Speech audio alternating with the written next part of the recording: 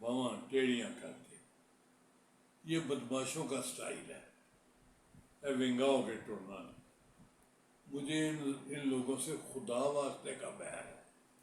मेरा जी करता है मैं कुछ सोटा ले आके ना ते बांह मेरी सीधी कर दे, तोड़ दें एक बांह भी दूजी भी कि होए सीधा होके टोरे। ऐसे ही कुरान करीम में है, बंदे को अल्लाह ताला जानता है कि अकड़ के मत चलो, तुम जमीन को नहीं फाड़ सकोगे, ना आसमान तक तुम्हारा सर पहुंच सकता है।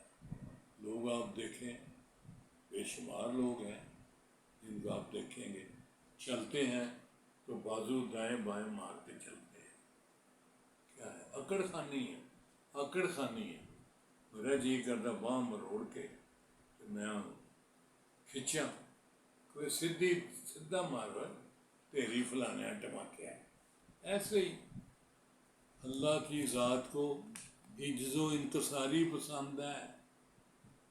सारी शानें अल्लाह फरमाते हैं मेरी हैं, अल्लाह की सारी शानें हैं, वो बंदे की क्या औकात है। मैं पहले भी अक्सर कहा करता हूँ, ए माड़ा जा नाखून में आ जाए खराबी, तो रात को जब वो नाखून दर्द करता है और वो रेशा जो पड़ा होता है वो टस टस करता है, तो बड़े बड़े पहलवान चीका मार रहे होंगे, आ लो मेरी ये माए, वो बेबे आई कोई चीज़ ले आई मेरे इत्थे ला, वो मैनू लै जाएगी है पीड़, मेरा बुरा हाल कर देता है। बंदे की क्या औकात है, एक सा आवे ना आवे, एकदम नीचे गया नहीं आया खत्म। बंदे की क्या औकात है, इतना बड़ा पहलवान, इतना बड़ा, हट जाओ परा, एकदम फूक निकल गई तो गई, खत्म।